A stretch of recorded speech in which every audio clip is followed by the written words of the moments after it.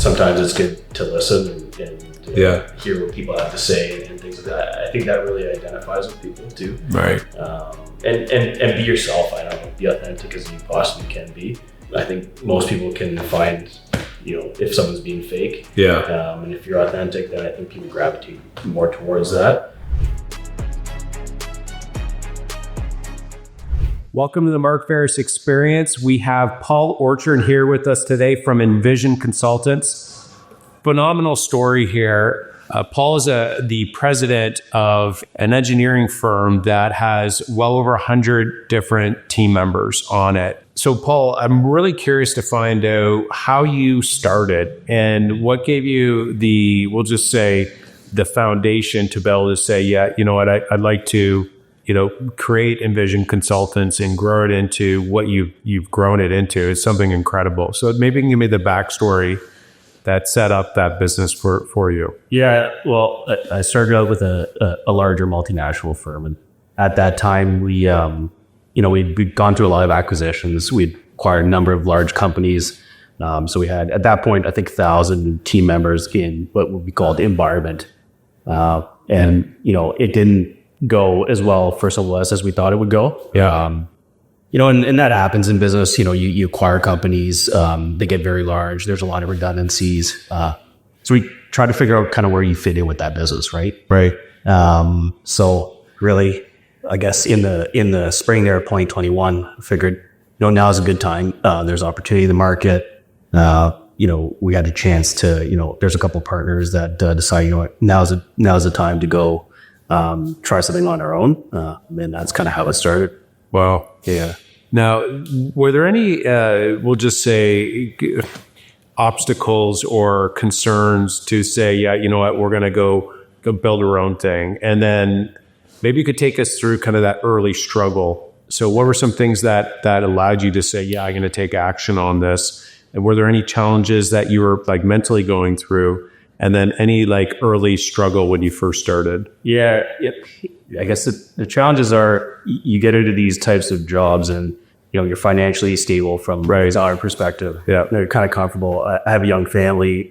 So, you think, there's a lot of unknowns if you're out on your own. Yeah. Right? And you have your family depending on you too. 100%. And I've always been more of a risk taker from that perspective. And kind of knowing that I can figure it out if I go out and do different things. But, when you have a group of people coming together, everyone has to be kind of on the same page.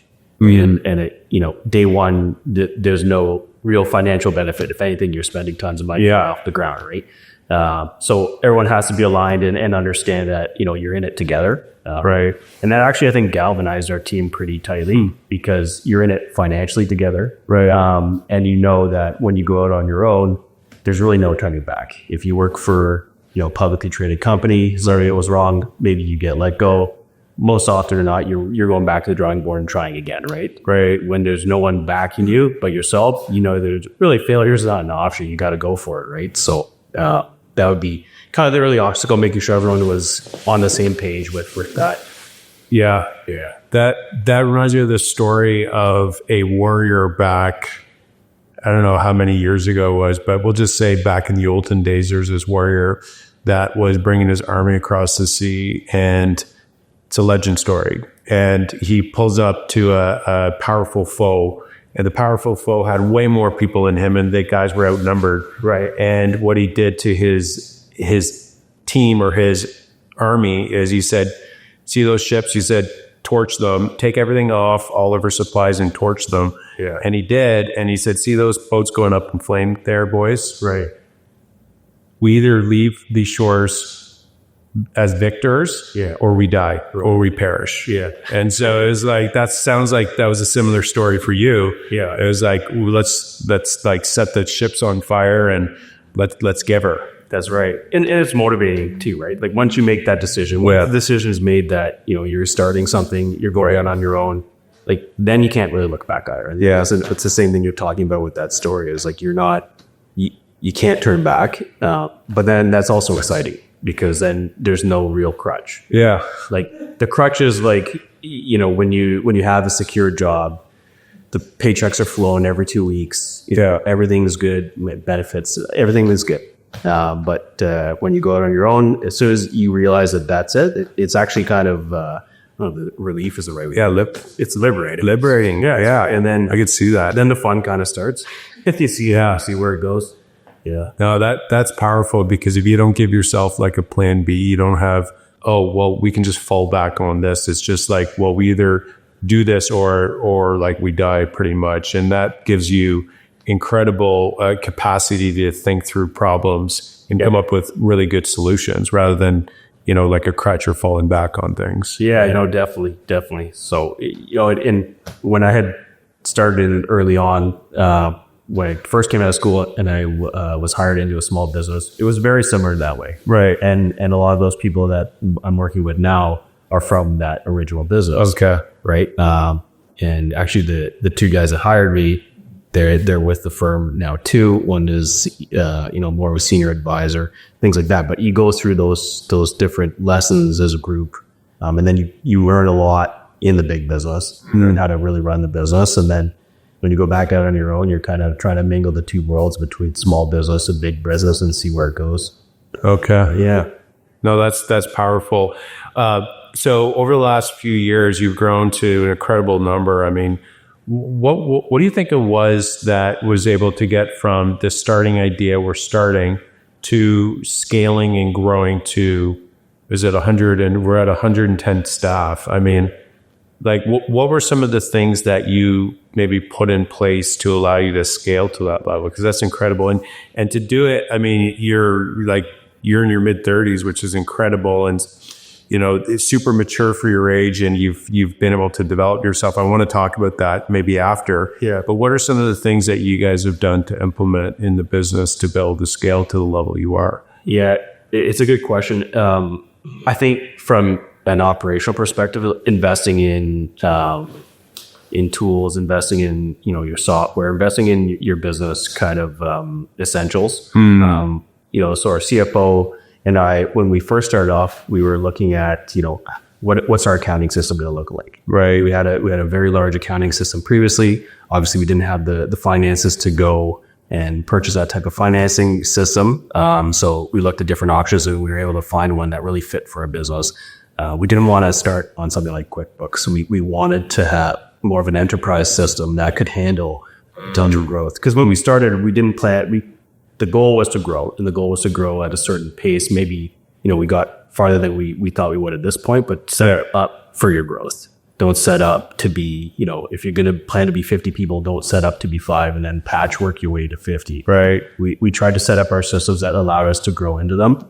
And that takes investment, and there's a bit of risk in that, but it's pretty minimal, because if anything, you just have a bit bigger suit and you got to grow into it.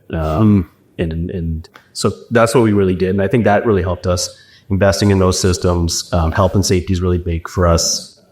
There are a lot of people out in the field, making sure all those kind of processes are in place as you bring on team members to be able to handle that growth. Right. But that's kind of what we did to get it off the ground. Laying a strong foundation, that's really powerful, and getting the right system. Most engineers, they would start with, like, say, a system like QuickBooks, or maybe even Google Docs and Excel, and then they scale up when they need it. Yeah. You had this big vision right at the beginning. Yeah. And we're able to really save we'll just say thousands of dollars of time and time as well, trying to upgrade along the way. You went right to that strongest point. So that vision that you had at the beginning, was it intentional that you wanted to grow this big enterprise? Did you guys write out a vision, or was it just more so how you kind of talked about it? Because getting a big platform like that, you must have had something to know that we're going to grow this something big. Yeah, it's a good question. I guess in the back of my mind, we had talked about scaling the business to a certain size. Also, in our industry, you do need a bit of a critical mass to be able to service certain clients. And a lot of the clients that we were servicing previously, whether it was at the small firm or as we moved through these different firms, you need a certain bench strength to be able to do the projects. When you get into engineering and science, you have a lot of different specialties. So you need to have a certain size to be able to take on larger public clients, even larger private clients. So we knew we had to get to a kind of a critical mass to be able to support the clients that we wanted to support. So the growth was already in the back of our mind that we need to scale up. And then all of a sudden it starts to snowball, and then you expand, and then it goes from there. But we didn't write it down. Maybe we should have written down what we wanted to do. I think we all kind of, because we worked together so long, we knew, the type of services we wanted to provide, the type of staff that we wanted to bring on board. And then from there, it kind of organically take off. Yeah, that's good. When I was selling properties, I was selling like 150 homes a year, and I transitioned into CEO role. And this is about 6 years ago. And for me, it was an interesting question, like, what should a leader of a company or CEO or president, what is the main key responsibilities that they need to do?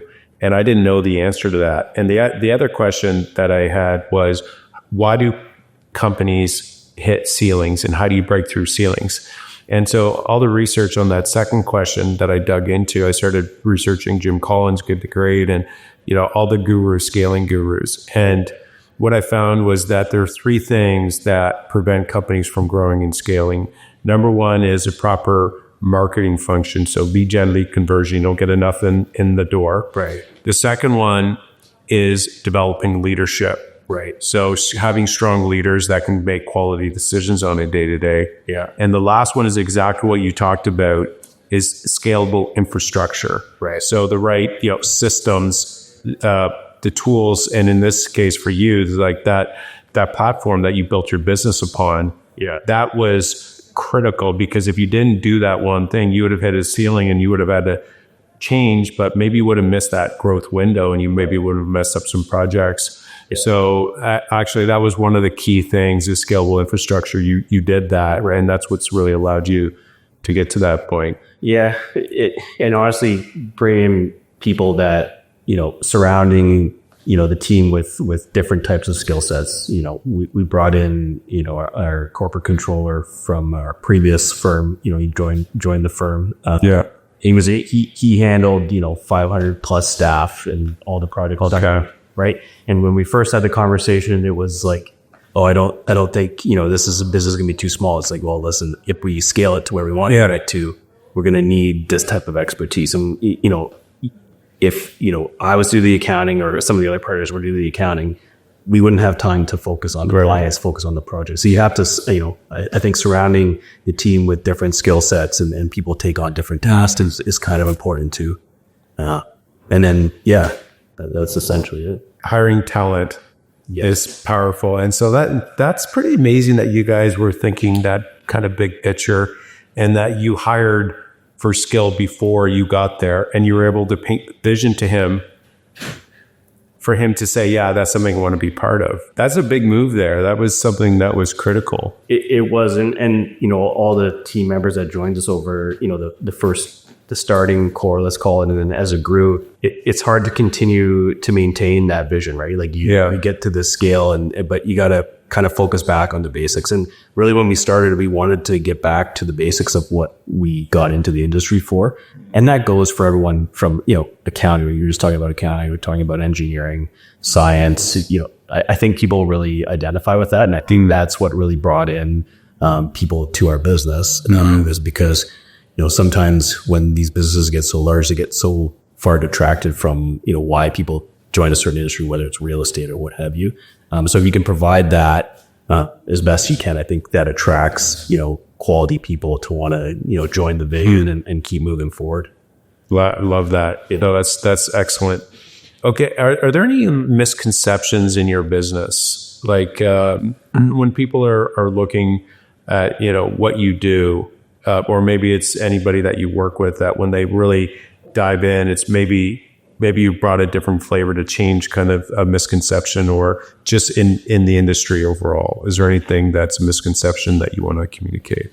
Yeah, it's a good question. Misconception in the industry, I find it a very difficult industry to explain to people. Okay. And if you go to, barbecue or whatever, and people ask what you do, and I try to explain it, and maybe I'm just not good at articulating what we do. I think I find it interesting. I guess the one, misconception is things happen really quickly and we can speed it up, whether it's infrastructure design, whether it's construction. You lots of people get frustrated with highway construction and everything like else. And on the back end, our teams are working very hard to get these designs done and get these types of projects off the ground. So I guess the misconception is that, things take, maybe things can be done a lot quicker, and, maybe they can, but at the same time, there's a lot of work that goes into building, whether it's a building, whether it's a road, whether it's a different network. I guess that would be the only misconception. I find it very difficult to articulate what we do. So. Yeah. Well, you do so many different projects. So you do the new construction, like all the engineering and the geotechnical, and laying the groundwork for it. Yeah. But then you work in the public sector as well, doing like roads and highways and a lot of linear water, wastewater type work. And then when you get into construction, we'll do the construction inspections on it. To make sure that the construction's been done to the specification. Right. We have civil engineers. So we kind of we work on all aspects of the projects. Yeah. So as a entrepreneur, we make so many decisions on a day-to-day basis, and the quality of the business really boils down to the quality of the decisions that we make. Right. Yeah. And so, do you have any sort of like values, or we'll say, filtering mechanisms, or, say process with your decision making to be able to make quality decisions that help you make quality decisions? That's a tough question. I think as the business has grown, I try not to overreact on certain cases. One of our partners and I talk about it being like a roller coaster. Like you're going on this roller coaster, and then up and down, up and down. And I would say earlier on, I would ride those waves a lot harder. Try to make decisions quicker. I think quick decision making is good, but also giving yourself a little bit of time to take a second thought, right? Before you react. I'm very usually quick to react, sometimes maybe too quick. So I think as it's gone on a little bit, I try to take a step back and then take a look at it from different perspectives. And not every decision everyone's going to love. But you also have to stand by it and try to do the best you can with that and seek feedback from others when it's some decision, right? Yeah. You don't need to be the only one making the decision. You can seek feedback. I think everyone in their job has, people that they confide in, get feedback from, and, and help you grow in your career. So I seek a lot of feedback from different people and then make a decision. And at the end of the day, because, this firm has been built on an employee-owned firm, we're all in it together. There has to be decisions made at the top, but at the same time, there's a lot of other decisions that get made at the different levels that keep the firm moving forward too. So, yeah, that's excellent. And it's like there's humility knowing that you don't know everything. So collecting feedback, I think, is such a great trait of a strong leader. And then hearing other people's perspective or points of view is something that I really like that point there as well that you made is it's not just what you think. Let's slow down. Let's hear from both sides, especially if there's some sort of conflict 100%. With two team members. It's like, well, if somebody says one thing, it's like, okay, well, let me hear the other side. And then it's interesting. Once you hear both sides, you can start to see that they're actually both right. Right. And so then the key there is okay, what's the the purpose that they're both trying to get to, and can you get there where it's a win-win and got to help them, right? It happens on a daily basis, right? We have conflicting deadlines with clients, and you'll have staff that say, okay, we got to push this person to get this done, to prioritize. Then, like you said, you talk to everyone and you realize that this person has a different priority. Yeah. So you try to break the problem down a little bit and see if you can find some common ground. Probably giving you a lot of fruit in your life right now. What are some habits or some routines that you've been doing? Right, it's interesting. I'm not too much. I don't have a ton of routine, which is interesting. With a young family, you kind of flying around. Yep, I get that. I think the one thing I really enjoy is, most people hate commutes. I actually like my commute. Okay. Yeah. It gives me time to think. Yeah. But before I leave the house, I'll read my emails, from the end of the day before I hop in the truck and drive to Mississauga. And then I kind of think about what I got to get done or think about a problem. So I kind of like that time. That would be my go routine. So I try to get into the office as much as I can. And I do like that. But at the same respect too, like having some time off, I find, I play softball. I try to spend some time with the kids at night. Right. I try to unplug a little bit. Yeah. If not, I'll just always continue to think about the business and think about the next thing. So, not a super routine type of person, but I guess there's little things in my life that I do every day that give me a bit of time to think about the business, but then on the same side, unplug a little bit too. Yeah, and so that's a really powerful point, is thinking about the business. There's a book called The Road Less Stupid by Keith Cunningham, and he says that success is more about it's not about making the right decisions, is not making stupid decisions. Okay. And so he says that a lot of times we make stupid decisions because we don't stop and think. Right. And so your drive time, your think time that you've done, that you've actually, whether you're doing it intentionally or not, you're doing it on a regular basis, that allows you to think through problems, and you've built in time or quiet within your day to be able to make sure that happens. So that's interesting that you're doing it. And that's like a powerful principle, is like think time, that a lot of leaders in companies, they get so busy on a day-to-day basis. They just don't stop and slow down and think about what they're doing. Are they going the right direction? Yeah. Yeah. And having that time by yourself is, I think, right. Like whether it's family life, whether it's at the office, coming here, people are talking, is busy or wants to have a conversation, or they need to ask you a question, but having that time for yourself to think, I think is really important. Yeah. No, that's great. How about stress? How do you deal with stress? I mean, being an owner of a company, you got a lot going on your day to day. You have a young family. Yeah. How do you deal with stress to be able to keep going, waking up every morning and keep going? What helps you overcome and deal with stress? Yeah. Unfortunately, I don't get overly stressed. Sort of things stress me out. We talk about that roller coaster thing. I really do think it's try to put things into perspective. Okay. Again, maybe earlier on in my career, I would get more stressed out or wound up over certain issues. Right. And even to this day, it happens. Don't get me wrong. It definitely happens. But putting things into perspective in the sense that, okay, this is probably always cliche, but is it life-threatening? Okay. Right. It's not life-threatening. Okay. Yeah. And then let's take a step back and how do we get to this point of why I'm so stressed out, or what is the issue?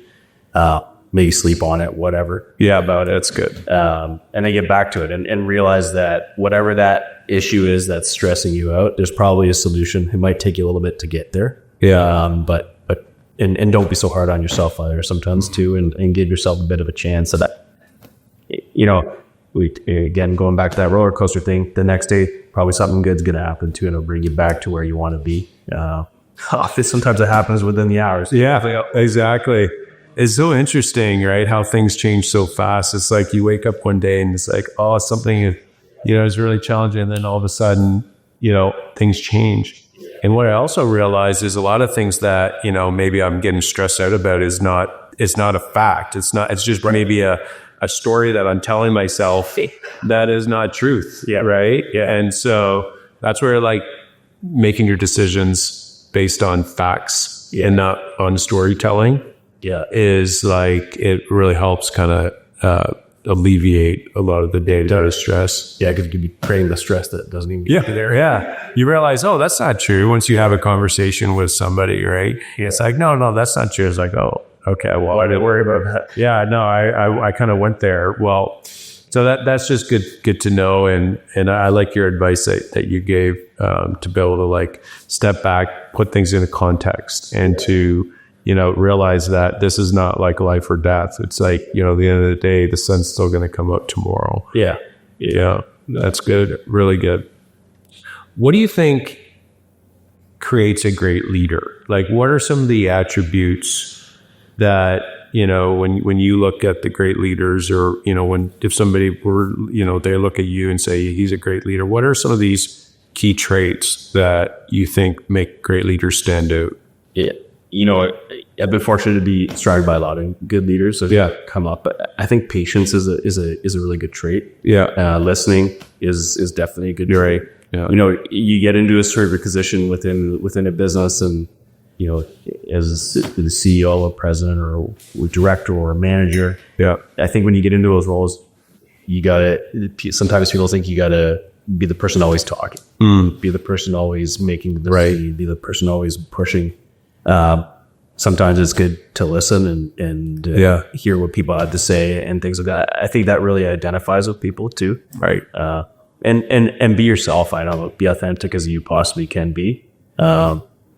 I think most people can find, if someone's being fake. Yeah. And if you're authentic, then I think people gravitate more towards that. And at the end of the day, everyone's just doing a function within the business. And whether you're the top of the food chain or you're just starting out in the business, understanding that everyone has a role to do. And there's a bit of humility that comes with that. And I think that really makes a good leader. And a lot of the people that, my managers and my bosses before, you pick those traits from those people and try to implement them as best you can, I think. Yeah. Yeah. That's super attractive. Those qualities that you shared there. Generally, you see a guy in the room and super quiet, and there's like wisdom. If they say, if you see somebody and they're constantly talking, well, they're sharing, they're casting their knowledge out in front of everybody. But if there's somebody that's super quiet, it's like they actually give themselves an advantage, because people you can't. It's hard to size somebody up unless you actually start to speak. Yeah. And so the wisdom actually is something that's a key trait, is like silence and listening. So for sure, that's good insight. It's like you don't need to speak, and you definitely don't need to be somebody that you're not, because people will smell that out, and then that's a great way of losing respect. It's something I constantly fight myself, is like, I'll shut up sometimes, like just listen. Yeah, right. I'm like, just like, I know the answer. I know the answer is like, you know what? No, just, we know you know the answer, but let them find out the answer on their own, right? And they'll come to like a decision, or they come to an answer, at different times or different speeds, right? So letting someone get that out is important too.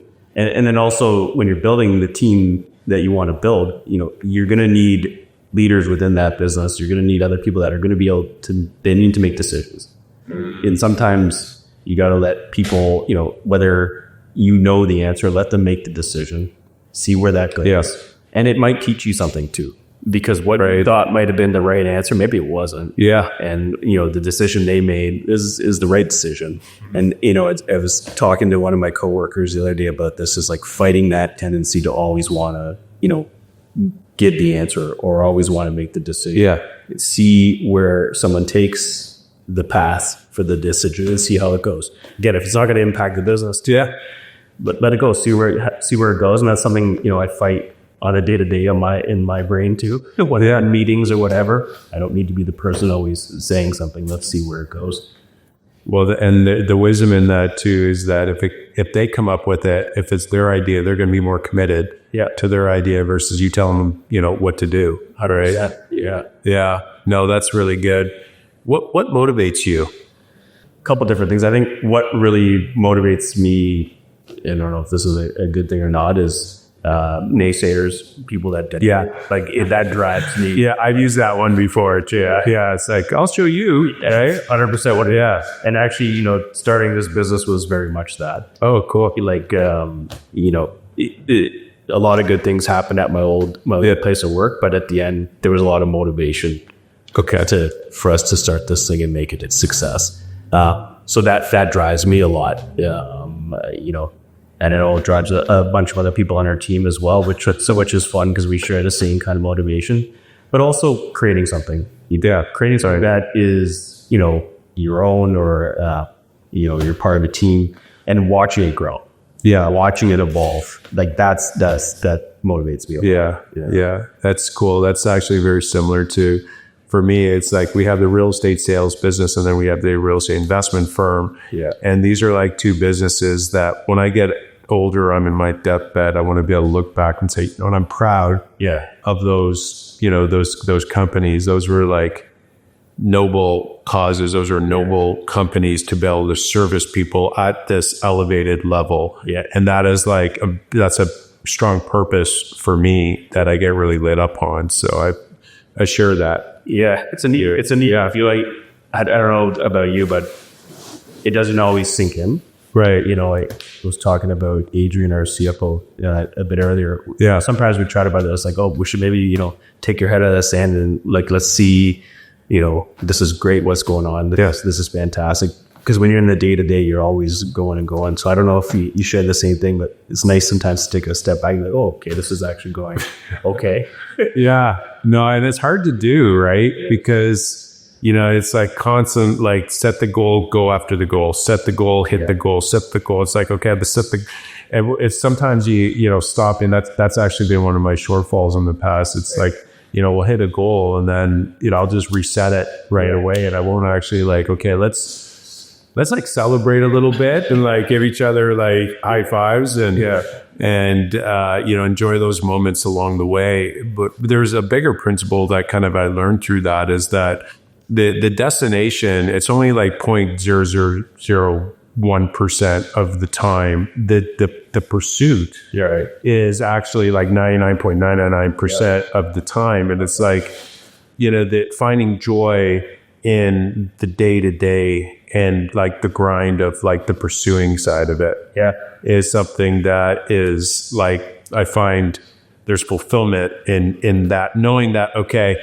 you know, here's the goal. This is where I'm going. I know I'm moving. That sometimes it feels like you're moving backwards, but waking up every day and going after that, finding joy in that is something that is like, that kind of changed the game. Because before it was like, I'm not gonna, you know, joy is and find purpose only when I get there. But then when I've got there so many times and I realize, whoa, there's another destination that I want to go to now, right?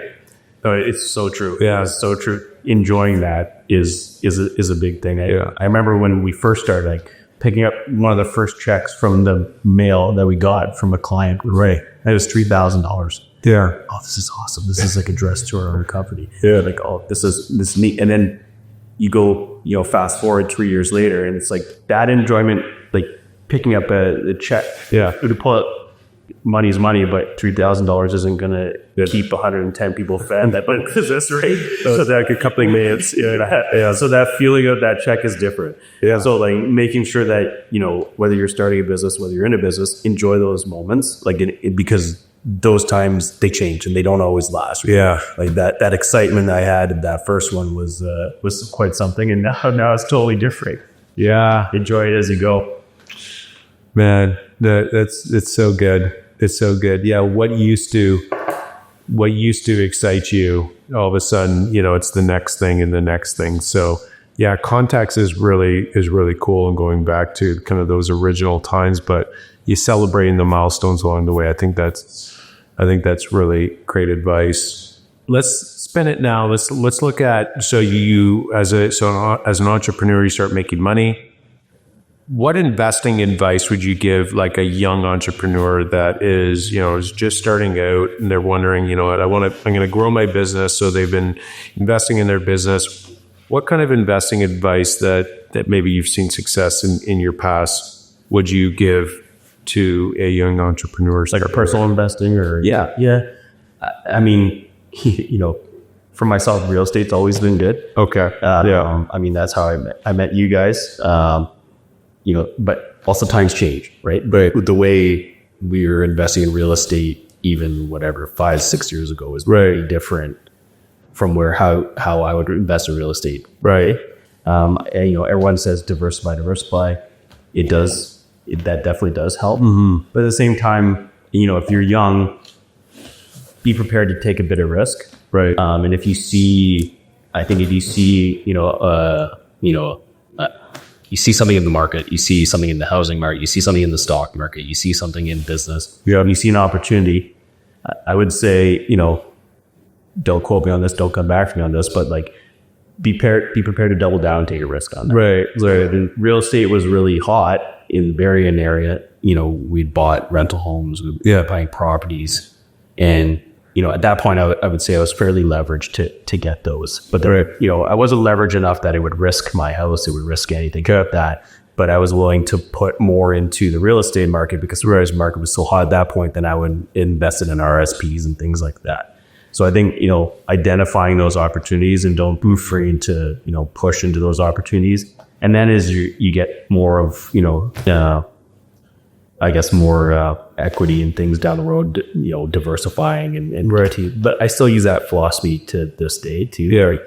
And then don't be afraid to move on from different investments to try out other things too. Right. Yeah. Yeah. That's really good. Yeah. Real estate. I mean, it's made 90% of millionaires that way, right? So it's like follow what success has done in the past. So, and real estate, sometimes it changes the way that you do it, right? So that's really good. Good advice. What are you excited about today? What's like exciting for you? I think, we've gone through maybe a tougher financial time. In Canada here with interest rates going up. I know it's a lot harder for people to get into the housing market. It's harder, people buying certain things like big purchases in their lives due to interest rates and things like that. I think we're coming down the backside of that now. Yeah. And I think there'll be a lot of opportunities in the next year or two, whether it's investing, whether it's in business.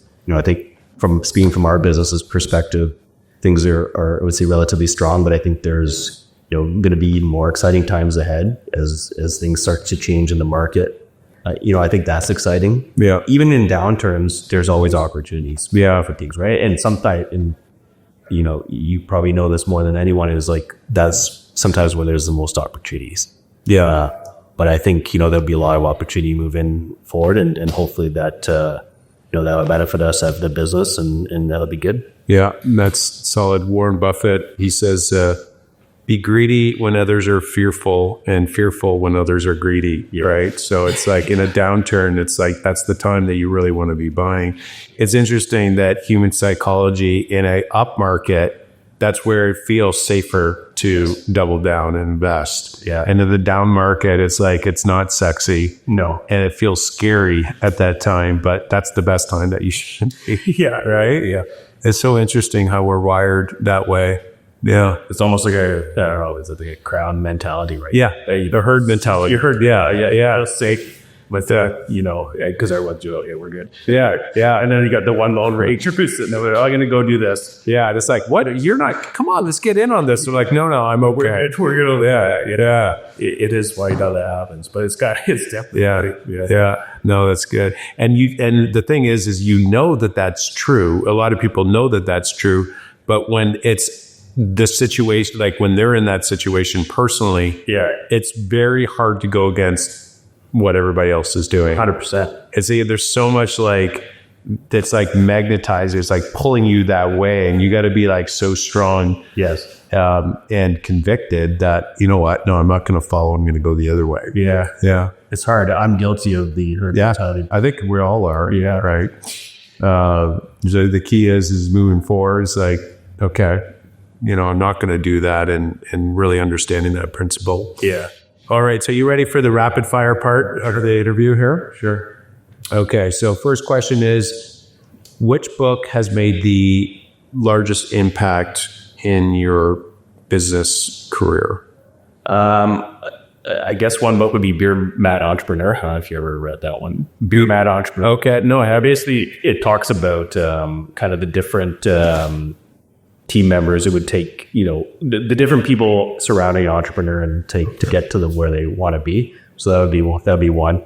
To be honest, I don't read a ton of books. I read a lot of news. Yeah. But when I was first starting out, I would read a lot of these different books or investing books, Rich Dad Poor Dad. Oh, yes. Yeah. But the one from a business perspective would be the Beer Mad Entrepreneur. Beer Mad. Okay. I'm going to need to pick that up. Yeah. It's a quick read. It's not overly long. Yeah. But yeah. That's great. And yeah, Rich Dad Poor Dad is one of those classic investing books, right?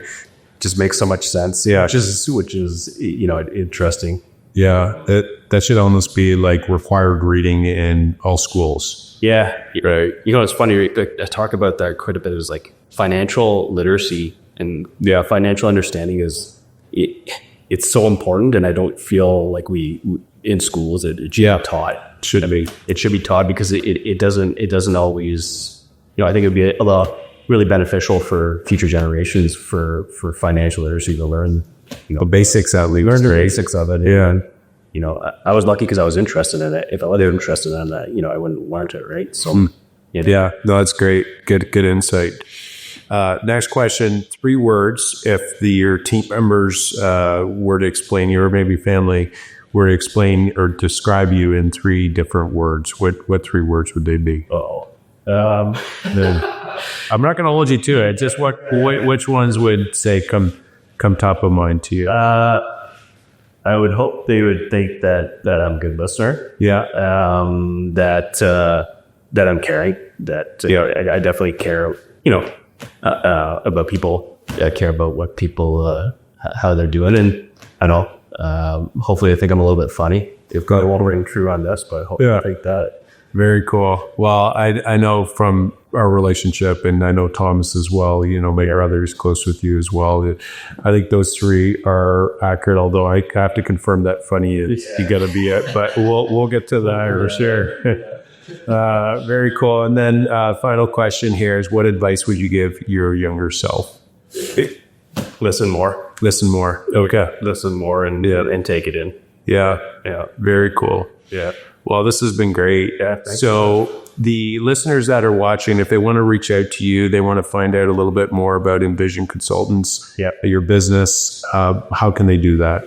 Connect with me on LinkedIn. Our company website's envisionconsultants.ca, or give us a call, send us an email. We're around. Awesome. Thank you. Great job today. Thanks, guys, for showing up here to the Mark Ferris Experience. And looking forward to you guys tuning in on our next episode where we speak to the most successful entrepreneurs out there. We'll talk to you soon.